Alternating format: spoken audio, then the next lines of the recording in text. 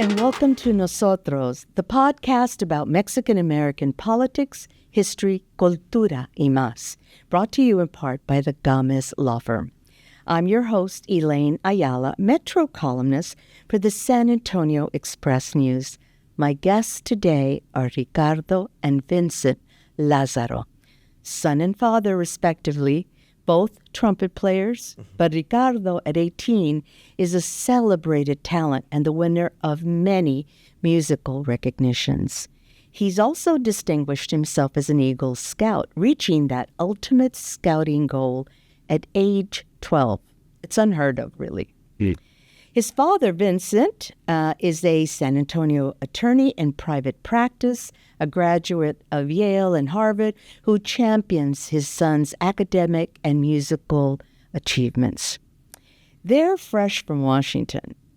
A political story they probably never bargained for, and an episode of 60 Minutes that just aired last Sunday. That's a lot to cover, but we'll try. Welcome to Nosotros, to both of you. Thank you so much. Thank you for being here. Before we get to questions, I like to play a little game of this or that with my guests. Feel free to answer in any way you like, and in English, Spanish, or Spanglish. I accept all languages.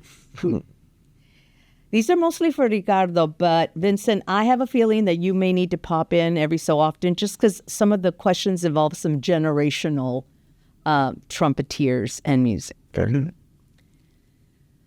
Wynton Marsalis or Maurice Andre? Wynton Marsalis. Of course. Don't be silly. Why did I ask that question? He's an amazing trumpet player, and his jazz impact is unheard of. Yeah. So he's on. Even though Maurice Andre is an amazing trumpet player, you can come a little closer. Wynton Marsalis is in a league of his own. Yeah, Wynton Marsalis, not beyond the musical genius. There's a style and a presence to him that is so commanding. Just beautiful. Okay, here's another one. Mm-hmm. Louis Armstrong or Miles Davis? Do you know who they are? Of course I do. And then I would say Miles Davis there. I've grown up listening to Miles Davis. Even though Louis Armstrong's had a major impact in the trumpet world, I would still have to veer towards Miles Davis. I know. Taps or the Army's Revelry? I would say taps. It's the solemn one. It's a solemn one. And I would say just because I'm more closely associated to that, I've been playing taps since I was around 8 years old in like Boy Scout camps and for little jobs I've done. So he's actually appeared twice on national television performing taps. One time at Uvalde at Robb Elementary. Oh, we probably saw that. We just didn't know it was you. Okay, this is a question regarding solos. The trumpet solo in the Beatles' Penny Lane or Spinning Wheels by Blood, Sweat, and Tears. Ugh, two fabulous ones. Dad has an opinion on that one. Okay, all right. If anything, I would say the Beatles on that one. Yes. That's a class, and that's a classic solo right there, and it's actually performed, I believe, on an E-flat trumpet, a keyed trumpet that it's not traditional for. The trumpet that Ricardo's playing right now is a B-flat trumpet. But you have trumpets that are manufactured in practically every key of the... And when that starts up in Penny Lane is when... it's just so memorable. Okay. This is just a question. Yeah. Favorite classical solo for the trumpet? Okay. You can mention as many as you want. I won't know any of them. Okay. I would first off say the Carnival of Venice. The Carnival of Venice is one of the introductions that led me into trumpets. Oh, and okay. One thing I'm hooked on right now is Wynton Marsalis playing it. Oh, I'm going to look it up. He was a young trumpeter at the time, and he played it perfectly and extravagantly. And then the variations that other trumpet players do are amazing as well. And you can just do it however you want, but It's an amazingly difficult technical piece.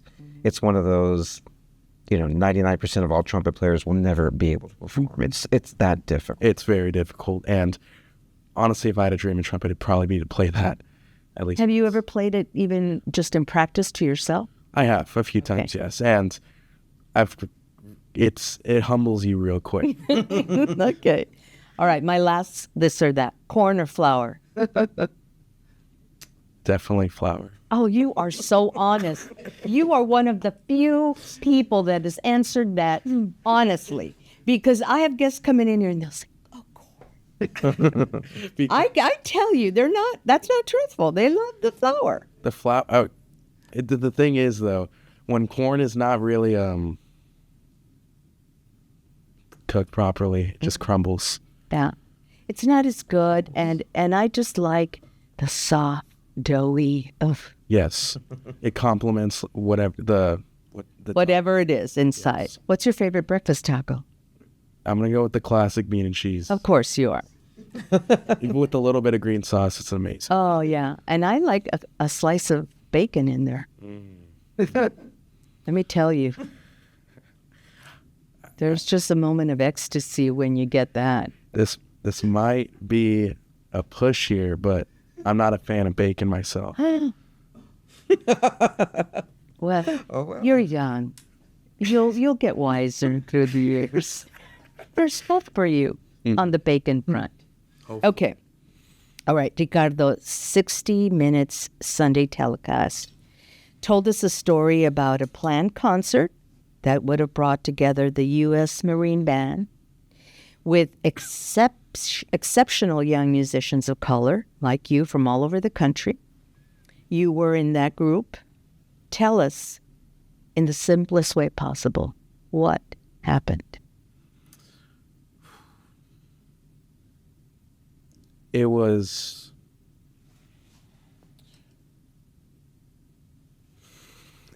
overall an experience you can never forget.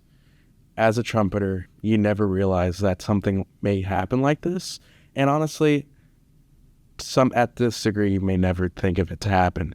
And you never want to bring politics into a trumpet thing. A music thing. And what happened was the executive order signed by Trump to rid the federal government of diversity, equity, and inclusion extended to music and to the U.S. Marine Band, a band that is called The President's Own, established in the late 1700s.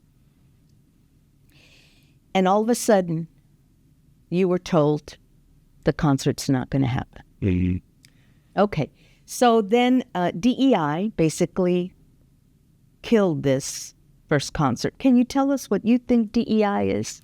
DEI is the opportunity for minorities to represent themselves through society. And it's an opportunity that's been fought for centuries, decades. And it's an everlasting battle, it seems like. Everlasting battle. And let me add to that, Elaine.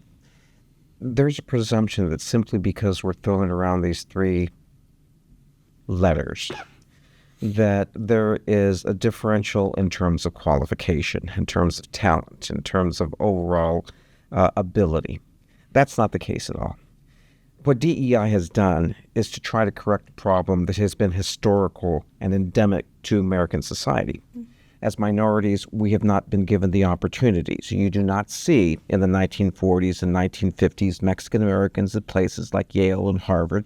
Absolutely not because we weren't talented, not because we weren't capable, not because we weren't bright, but because not because we were unprepared. Exactly. But we were simply not allowed entrance into those hallowed halls. Mm-hmm. And very much the same way. You have groups. You use an example that I used in my story that appeared today in the Express News about the general. Use that example. Very good. Joint Chiefs of Staff, General, 4-star General, Army. African American was replaced with a Anglo male 3-star general. Okay. just in terms of overall rank, I'm former military myself. There Make is, that make sense. make that make sense. It doesn't make, if in fact we're promoting the best qualified based on merit, based on qualification, based on achievement, we're there, Elaine. We have the ability. We have the young, talented generation absolutely. up and coming, and that generation has been nurtured over the last 60 years since the passage of the Civil Rights Act of 1964. But we're heading back to that direction. Ricardo, you were invited back.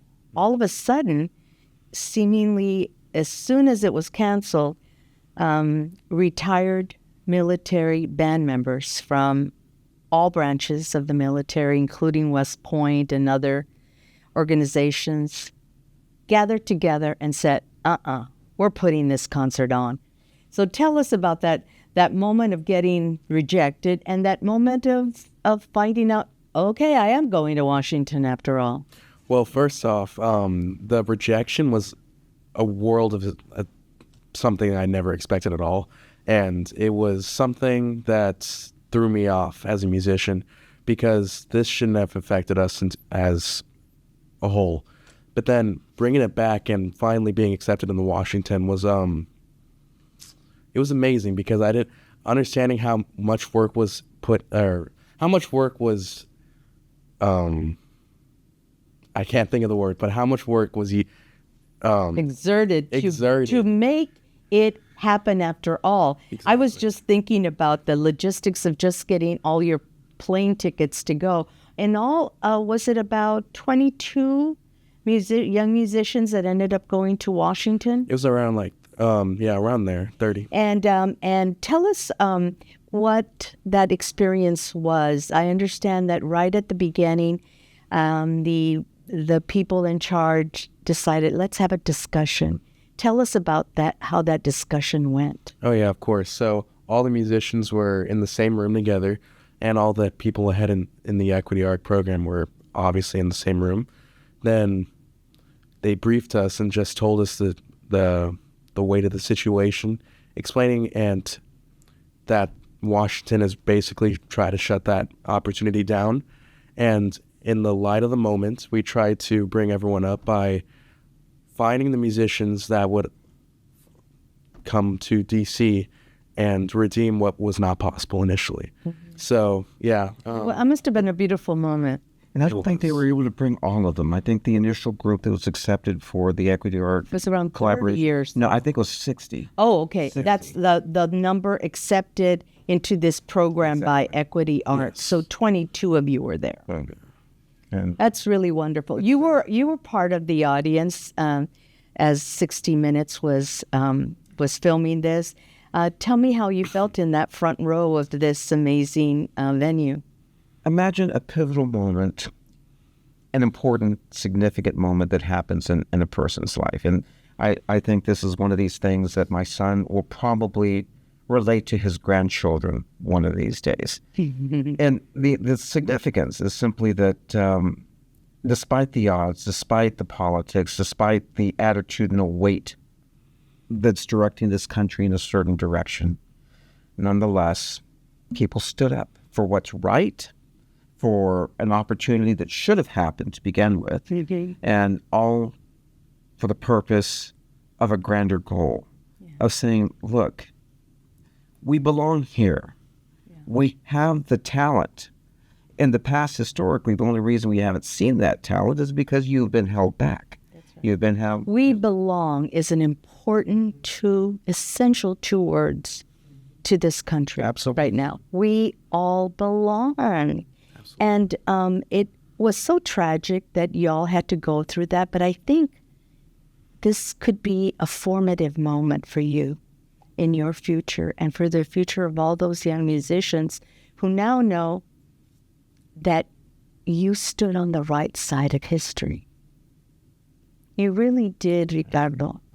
You stood on the right side of history along with all those young musicians and along with all those retired musicians, probably of all kinds, right? They were all walks of or paths of life, yeah. And what a beautiful moment. And I'm going to watch that 60 Minutes thing again because it was so wonderful. And Scott Paley, luckily, was the guy who told it, who's also from San Antonio. So it's a lovely thing. What do you hope that people come away with in hearing this story, Ricardo? What do you think? What do you hope they remember? What do you hope they learn? I hope people realize that there's a lot more to than to what meets the eye, because there's a lot of the young generation who are not really aware of the scope of what's going on. And I could say a lot of people in my school are not really aware. And I just want to tell people the impact of what a young generation can really do if we understand what's possible. And from what my dad's told me from the very beginning, and he's made an impact through me, that I can do a lot. And I believe that informing people like me, the young next generation, we can possibly just fight for what we know and assert ourselves where needed. That's beautiful. And I hope you are a teaching mechanism among your own peers, because you're absolutely right. One of the things we know about voting, and you'll be able to register to vote. I don't know if you are yet, but get registered. Yes. And young people, even those that are 18 and above, even college age, even beyond that, are not voting in terms of their power. And we need them. We need their voices. And I hope you lead the way there with your cohort. I want to talk a little bit about your scouting achievements, because we have photos. We have photos that show all those achievements. And your dad will speak, but I want you to talk about the importance of scouting. The importance of scouting is that it allows children to figure out more about themselves, because scouting gets you out of your comfort zone. It allows you to freely think on your own in different situations. You learn more from different people and your peers. And you realize the people who are at your same age have different perspectives on different things. And just from that, you can learn so many things. While I was at 14 years old going to Philmont, I realized that I was more unprepared to a lot of things than I realized. Was it outdoorsy? It was very outdoorsy, being basically 2 weeks in the wilderness. I know. I mean, I wouldn't be able to make it, so. And quite frankly, I don't know where I would be without the scouting program. It's taught me so much, and I see it in your demeanor. You're so calm, and congratulations to you. I know your dad wants to be able to point out some of the extraordinary things that you've accomplished in scouting. Just a few. He's done quite a bit, as you mentioned earlier. 12-year-old Eagle Scout. The average Eagle Scout, I believe, finally gets to that point about 17 and a half, right before 18. When it's the cutoff date. Exactly. He did it at 12. But that gave him an opportunity to really direct his attention and focus on achieving within the scouting program at large. Amongst the many things he's achieved, he has earned 140 merit badges, every single one of them. He has earned 23 palms. These are the advancements beyond the Eagle Scout. 23. It requires a combination of additional merit badges earned plus time, 3 months. You have to intervals before you can get another one. The point, exactly. So you were on a deadline at the end there. it was basically deadlines and deadlines even way before that. Always one thing after another. But as a consequence of that, every Nova STEM award, every high adventure camp that is available through scouting, every possible distinction, award, certification, distinction that's available through the scouting program, this young man has earned. He has earned, and he's done it well. And as a consequence, he's been recognized by outside groups like the Veterans of Foreign War, the Texas American Legion, the National Society of the Sons of the American Revolution, at which he placed first nationally in their Eagle Scout contest. Last year. Congratulations. Thank you. I mean, an amazing number of achievements. And then there's the trumpet. But before we get to your trumpet solo, I would like to have my friend Michael Quintanilla scoot over for a little bit. You know, Michael and I have been friends for so long that we can finish each other's sentences. And he was responsible for getting me this story. He told me, you have to do this story quickly because it was just on 60 Minutes. And so that's why I was on the horn with you. And we put together this podcast, which will be available on Monday, by the way. And so, Michael, tell me about Mrs.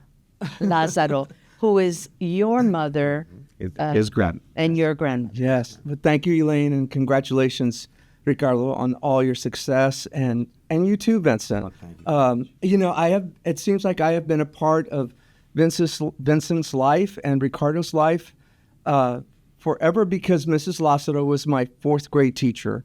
And she has been a part of my life ever since then, and the part of other fourth graders' lives back then. Vince, do you know that your mom would call me at the LA Times when I was working there? Is that so? Yes. It doesn't surprise me. Did she have a complaint about something, or no? She would just call me to check up on you? She'd call just to check up on I me. know she was very proud of you, Michael, and she did mention that you were working for the LA Times. I do remember a conversation about that. Well, Just like she found the 800 number and she'd check up on me. oh my God. How am I doing? What am I doing? Where am I going? Am I being safe? What am I working on? She always knew I would be a writer, a journalist, and she followed me throughout my education, Ricardo. And what's the school that you went to? I went to Graebner Elementary School, and she always said this about her fourth grade class back then. That Your class. my class back then, when we were little fourth graders, 10-year-old kids. I remember, Vince, when your mom passed, you called me and others. You called Robert Flores and other students back then when we were. And said that your mom had passed, and that she had wanted you to call us when she did pass. She wanted her fourth graders there. This was her special class. Out of all the generations of Of course, that Michael was part of the special class. but that was, she always referred to them as my little fourth graders. Yes. You know, despite the fact that by this point they were well into adulthood. But she would tell us the stories about each and every one. You know, Michael, he's now a writer. He works at Express News. He went to the LA Times. You know, Robert was in real estate. Yes. And we, by the time, I had never met them prior to my mom's passing in 2006.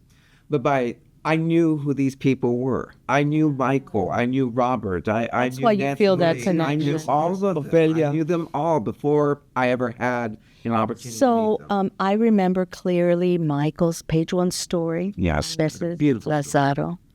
And you just, right before we went to record, you talked about why she was hired originally in the school. Tell that story to us. She was the very first Mexican-American teacher who was hired at Graebner Elementary.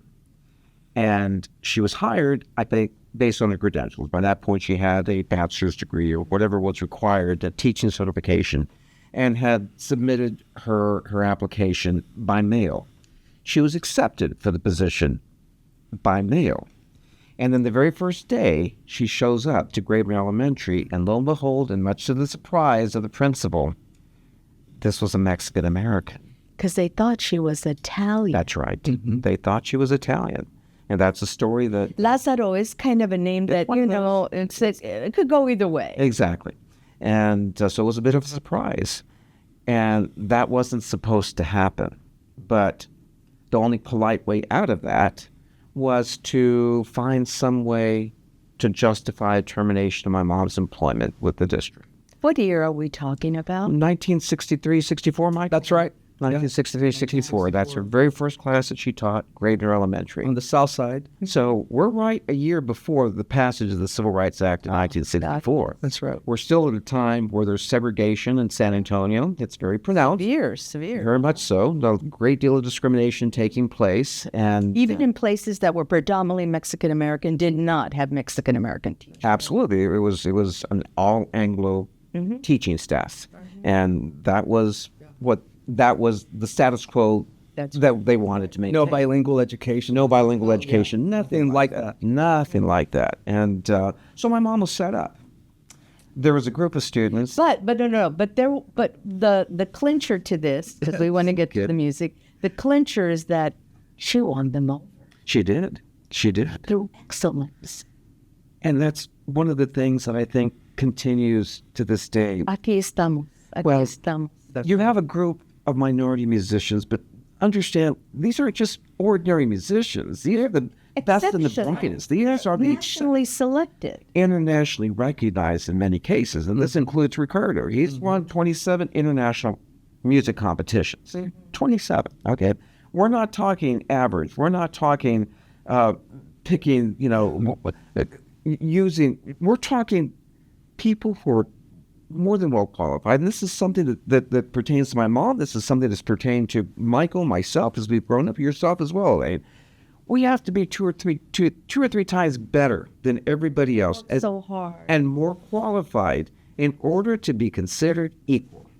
Just to be considered equal. My mom had to work so much harder than all of the other teachers at Graven Elementary at that time just to be considered an equal and then be allowed to stay. We were fourth graders. She was teaching us 12th grade lessons. Oh, my God. Math, 12th grade English, 12th grade geography, all of that. And they were on the 12th grade level. And they rose to the occasion. They didn't know any better. Matt, you are good at math.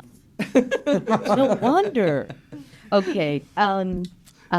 This is so poignant, and it leads us to this moment. And Michael, we're going to get a treat. Yes. And tell us about the piece that Ricardo will play, Vincent. You know a little about it. It's a fairly modern piece. The composer is a gentleman by the name of Alexander Godesky, Russian composer. He passed away, I believe, about 1957. This piece was written late 40s, early 50s. It's entitled Concert Etude number Opus 49. It's considered one of the more technical pieces for trumpet players. It's not a beautiful lyrical piece. It is intended to show off some of the rudimentary skills that trumpet players, especially those who go into the orchestral symphonic track, are required to know.